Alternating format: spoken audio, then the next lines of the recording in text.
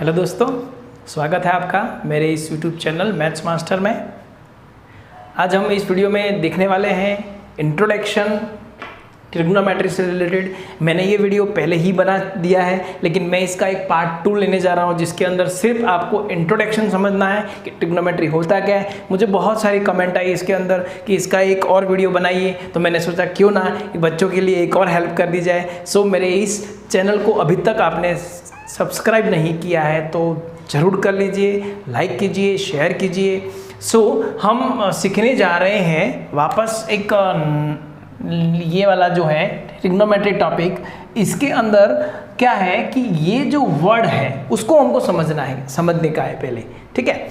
तो सबसे पहले आपको बता दें कि समझ लो कि हमको किसी हाइट पे खड़े हैं और हमको देखना है कि ये मीनार कितनी ऊंची है, ये घर कितना ऊंचा है, उसकी हाइट पता करनी है।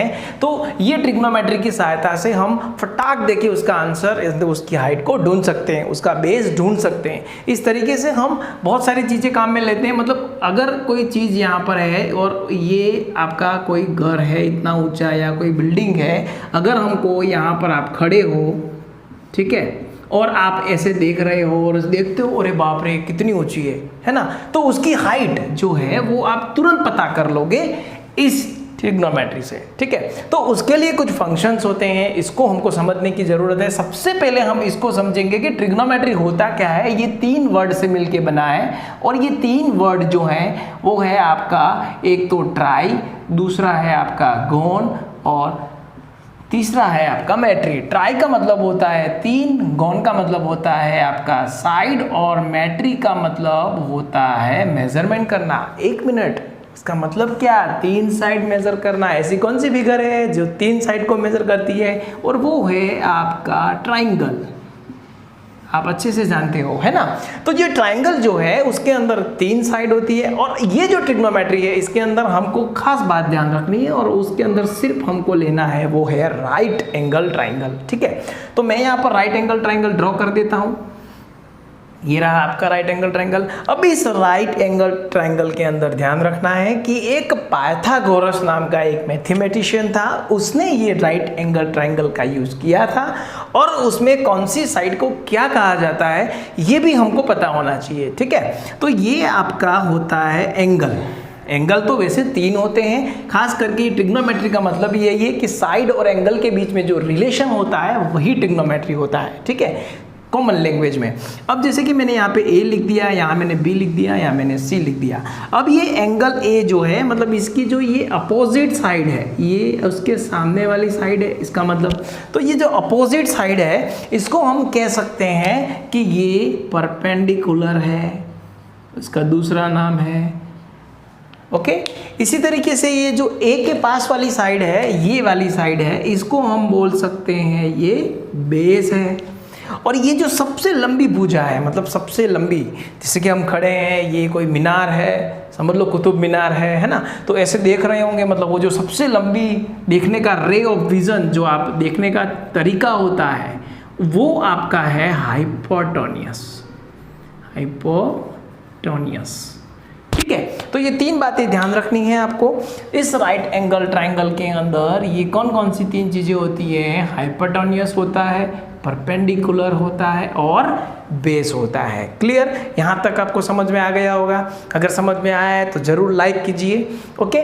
सो ये आपका A है, ये आपका B है और ये आपका C है। बाकी सब चीज़ें जो आपने ये समझ ली हैं उसको मैं 2 मिनट के लिए यहाँ पर रब कर देता हूँ, ठीक है। अब हम समझते हैं कि ये राइट एंगल ट्राइंगल में आपको इतना तो पता चल गया कि ये H है, ये P है और ये B है। इसके स्टार्टिंग से लगा के यहाँ तक हम पहुँच चुके हैं। अब हमको याद रखना है, मैं यहाँ पे कुछ लिखने जा रहा हूँ। पंडित बद्री प्रसाद हर हर बोल सोना चांदी तोल, ये आपको याद रखना है, ओके। इस कंसेप्ट के आधार पे आपको बहुत सारी चीज़ें सीखने को मिल जाएगी ट्रिग्नोमेट्री में, ठीक है। एक बार फिर से रिवाइज कर देते हैं। पंडित बद्री प्रसाद हर हर बोल सोना चांदी तोल, ओके। अब क्या करना है, इसका मतलब मैं समझा देता हूँ कि P का मतलब होता है परपेंडिकुलर, H का मतलब हाइपोटेन्यूस होता है, ये B का मतलब बेस होता है, ये हाइपोटेन्यूस होता है, परपेंडिकुलर होता है, बेस होता है। ये यहाँ पर एक ट्रिग्नोमेट्रिक फंक्शन है जिसको कहा जाता है, ये आपका है साइन, ये आपका है कॉस और ये आपका है टेन।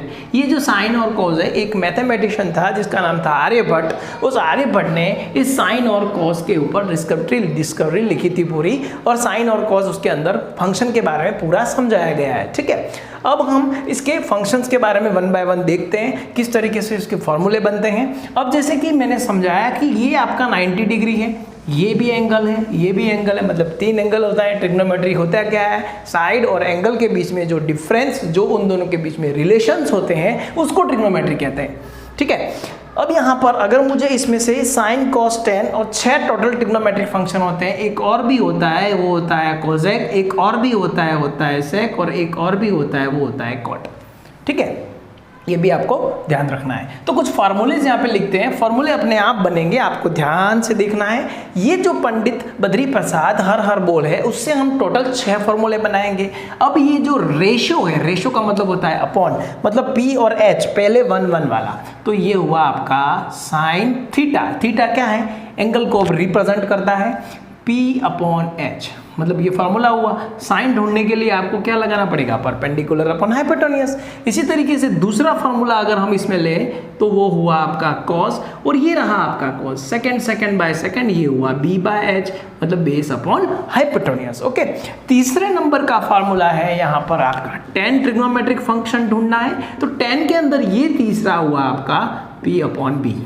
ओके, अगर ये 3 याद होते हैं तो ये नीचे वाले जो 3 ट्रिग्नोमेट्रिक फंक्शन है वो भी हम याद कर सकते हैं। कैसे, अब आपको ध्यान रखना है, ये 4th नंबर वाला। अब हम पहुंचते हैं यहाँ पर कॉट पे, तो ये दोनों रिलेशन में ऐसे होते हैं, मतलब इसका उल्टा कर दो, B/P ऐसे। ठीक है, फिर 5th नंबर पे हम पहुंचते हैं, आपका सेक थीटा है, वो इसका उल्टा होता है, H/B। और 6th नंबर वाला है आपका कॉसेक थीटा, उसका फॉर्मूला होता है H/B। इसका मतलब क्या हुआ कि ये सब ऐसे 2 and 5, 1 and 6। ठीक, इसका मतलब फॉर्मूला एक और भी बन सकता है कि sine is the reciprocal of cosec. 8 number, cosec is the reciprocal of sine. Next, cos is the reciprocal of sec. Clear? Number 10, sec is the reciprocal of cos. Okay, number 11, tan is the reciprocal of cot. And then number 12, cot is the reciprocal of tan. तो इस तरीके से हम ये फार्मूले लिखे हुए हैं। मतलब आपको ये मानता हूँगा कि हो सकता है कि कोई भी एंगल ढूंढना है, तो एंगल भी ढूंढना हो या आपको ट्रिग्नोमेट्रिक फंक्शन में कुछ साइड ढूंढनी हो, तो हम ये ट्रिग्नोमेट्रिक फार्मूला यूज करके उसकी साइड को ढूंढ सकते हैं। एक सिंपल एग्जांपल लेते हैं, राइट एंगल ट्रायंगल में समझ लो कि ये दे रखा है 13, ये दे रखा है 12, आपको ये पता करना है।